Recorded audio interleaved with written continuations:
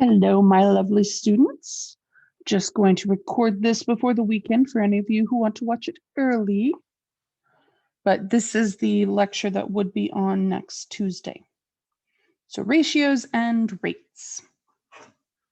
A ratio is a comparison of two quantities. There are three different ways to write a ratio in each case. The ratios are read as A to B. So we can literally write A to B, or the most common way is A:B, or sometimes they'll write A over B like a fraction. And the caveat that B should not be 0 if you do that. Okay, now as we go, we're going to see ratios are not the same as our normal conception of fractions. So I just want to put that out there now. That's one of the reasons why I stress the colon one, just so that way it's not as confusing. That one's a little more common and people are a little more used to thinking of, this many parts of this many parts of that. Neither of the numbers are the total. So when we have the ratio 9:11, we could also write it as 9:11 or the 9/11. Then we can write 25/13 or 25/13. And then the fraction we can translate to 35/64 or 35:64. Again, though, I really do not like the fraction here because it can cause some confusion on what we mean. All right, our directions for the next section tell us write each ratios as a fraction. So we're going to figure out the ratios and then we're going to write our answers as fractions. And you're going to see how this looks as we go through and some of the confusion and why I don't like the fractions. So a survey in a group of college students showed that 28 students preferred taking online courses, while 42 students enjoyed getting sick. I mean, face-to-face courses. Write a ratio of the number of students that preferred online courses to the number of students that preferred face-to-face. So they're telling us the order here, so our answer must be in that order. So we have the online courses to the face-to-face. So 28 was online, so we have, and then the 42 is face-to-face. So if we were just leaving it as a ratio, it would be that. As a fraction, it would be this. Now we can reduce these to lowest terms. And in fact, they do start asking for that in some of the later problems. But for now, I'm just going to leave it because these numbers mean something. So, and then we have write a ratio of the number of students that preferred face-to-face to online. That's literally flip-flop of A.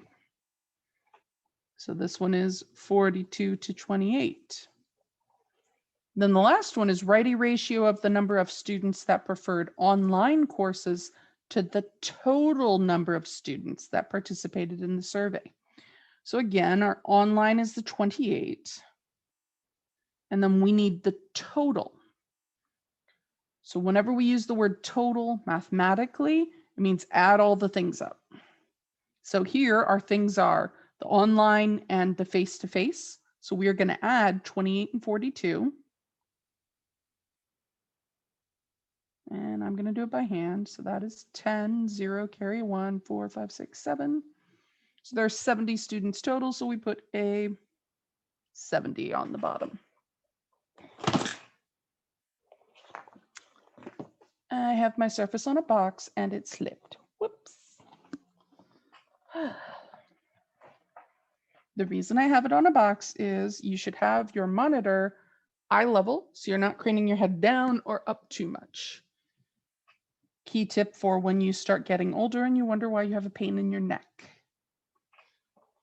All right. So there are 3 answers. Now, if we were going to reduce, these are all multiples of 7. So they reduce by dividing the top and the bottom by 7. So 28 divided by 7 is going to give us 4. And then 42 divided by 7 is 1 multiple less than 49. 49 is 7 sevens, so this is 6 sevens. And then both of those are even, so it would reduce once more to 2/3. Not 2/3, 2 to 3. With ratios, even though we're writing a fraction, you want to like get your brain to remember 2 to 3.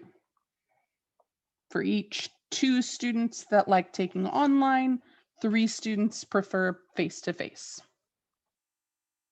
And likewise, this one will then reduce to 3/2.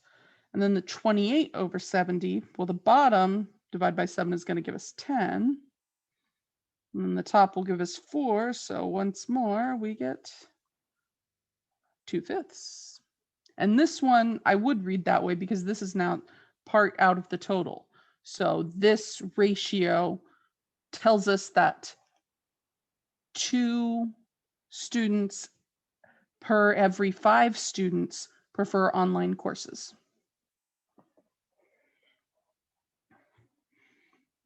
All right. So in the Olympic Games in London, jolly old London, the United States obtained 46 gold medals, 29 silver medals, and 29 bronze medals. Write a ratio of the number of gold to silver, gold to bronze, gold to total. Okay, so they're all going to start with gold. They didn't tell us how to write it, although we should probably stick with the fractions here. Alex is really good about giving you a warning if you ever put something in the wrong form or if you didn't reduce when it thinks you should. And it doesn't count that against you. It's really nice that way. Math lab would always like, meh, wrong, and then you'd have to do a whole new problem. So gold medals is 46. So these are all going to start with 46. And then the number of silver, 29. The number of bronze is the same thing, 29. And then this one, the total is 46 plus 29 plus 29. Technically, I've answered the question. I believe 29 is actually prime. So the first 2 will not reduce at all. We can't get those numbers smaller. The bottom one probably will, though, because I think at the very least it's all going to be even. So 29 and 29 is 58, 58 and 46, 98 and 6, 104, 104. So 46 over 104 is going to get us 23 over 52. Woohoo, card number. 52 cards in a deck, 26 red, 26 black, 13 in each suit. That's how I remember 13 times 2 and 13 times 4.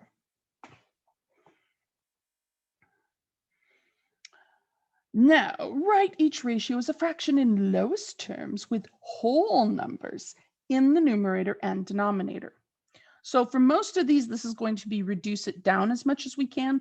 For some of these, it's actually going to be make it bigger so they're whole numbers and then reduce it.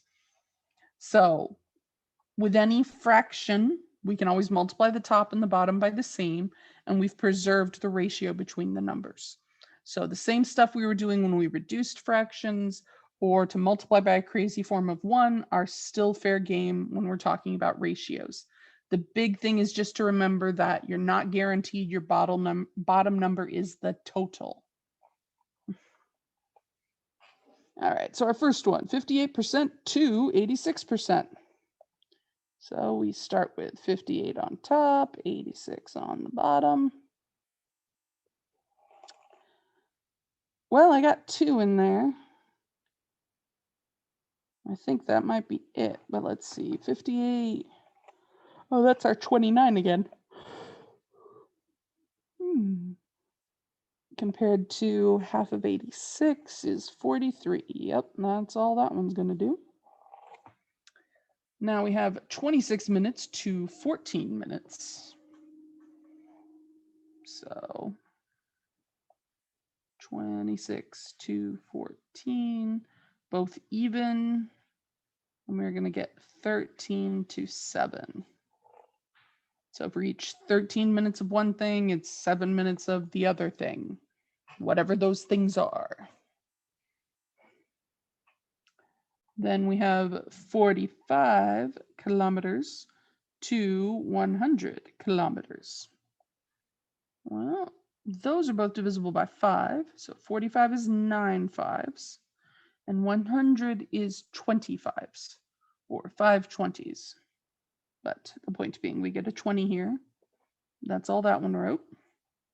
So every 9 kilometers, it's 20 kilometers for some relationship. That's why I don't like ratios just out of thin air, because it's like, I don't understand what we're comparing and why, and what does it mean? Right now, we have no clue.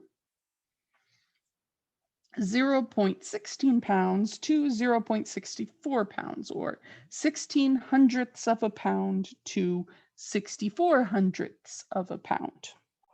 So I'm going to start with the decimals.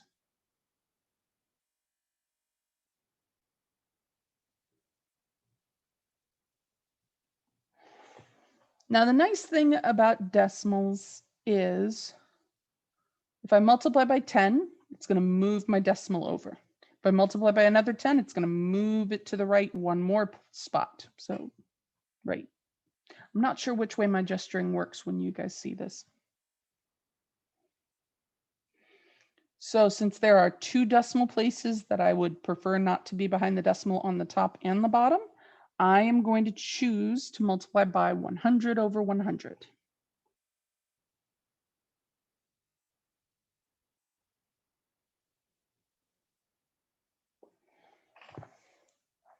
Now I did realize, while I am perfectly fine with you guys using your calculators on everything, I don't know if your other teacher is going to feel the same way. So I would highly recommend asking them in class. I'd say shoot them an email, but well, check the syllabus first, especially from Ms. Schroyer. She doesn't like you to ask a question where the answer is in the syllabus, because it's a, why did I bother writing the syllabus if you're not going to read it? But if you have a question about what she wrote in the syllabus, that is totally fair game for an email or ask in class or office hours. Like if you're just not understanding what she wrote, you want some clarification, totally fair to ask. All right, back to this though. So 16 hundredths times 100 gives us 16.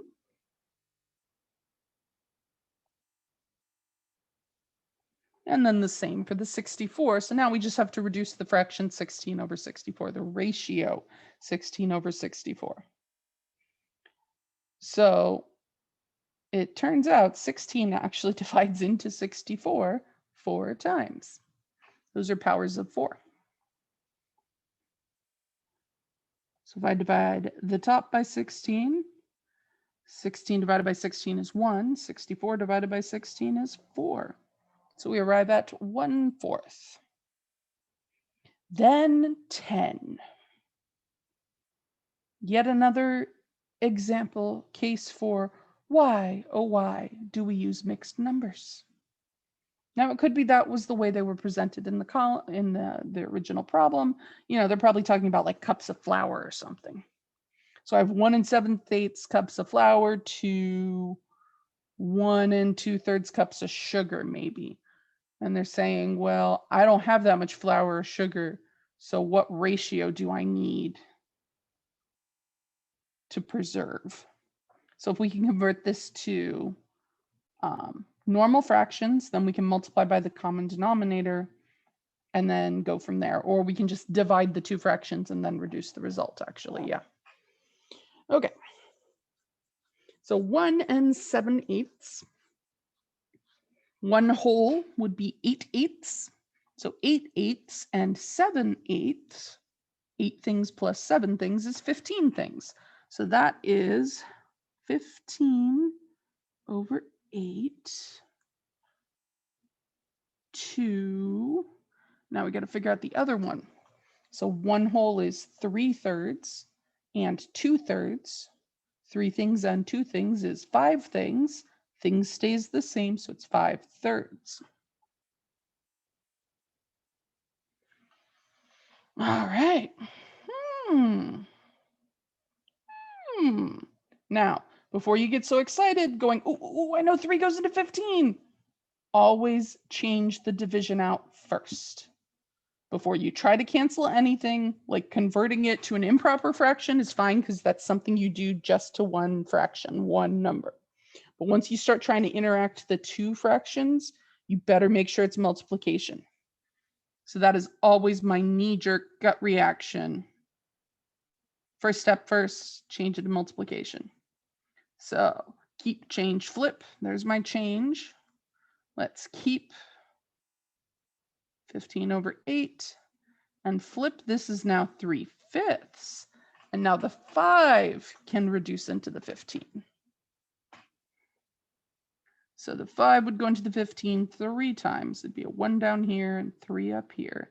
So 3 times 3 is 9. 8 times 1 is 8. So 9 parts of one thing to 8 parts of another thing. So maybe I only have a cup of sugar, so 8/8.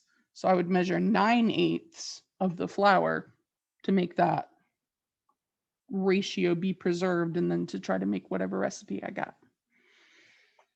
That's what all the fancy like serving conversions do on recipes online, is whoever made the recipe sets how many servings it is. And then if you change the number of servings, it multiplies by a fraction to either increase or decrease. It's a multiplicative factor though. So if you double the number of servings, it doubles all of the sizes of all the measurements. But if you do something weird, like it was 6 servings and you only want 2, it'll divide them in third, and the really fancy calculators will divide things that shouldn't be divided into thirds in thirds.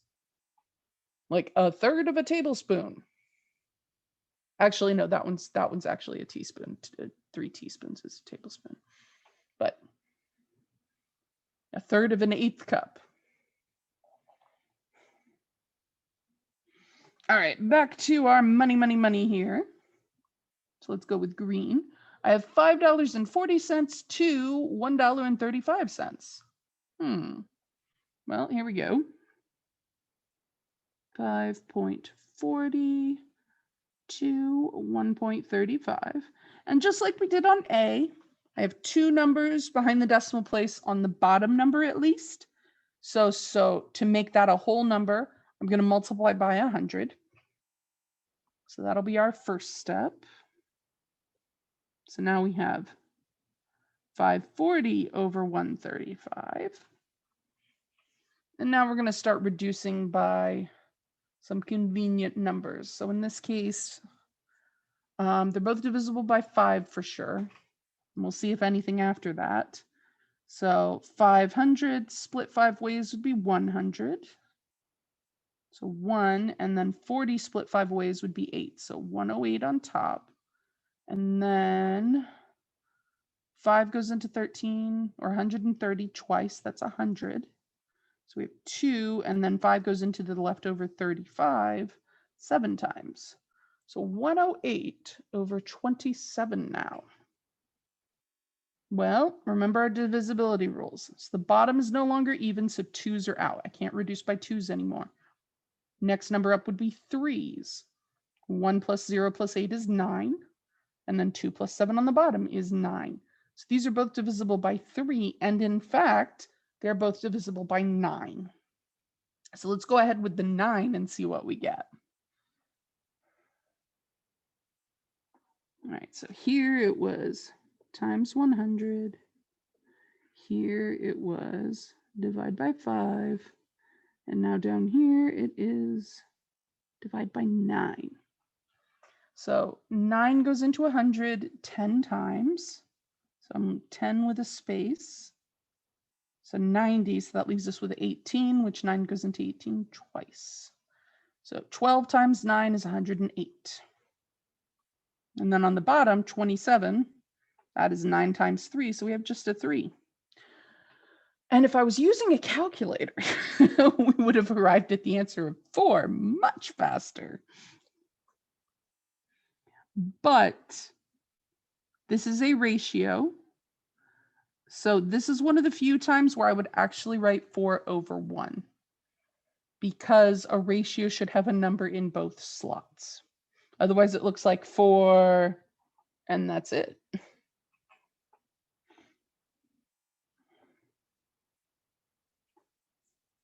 All right. So we're going to end the ratios, and then we'll come back with rates.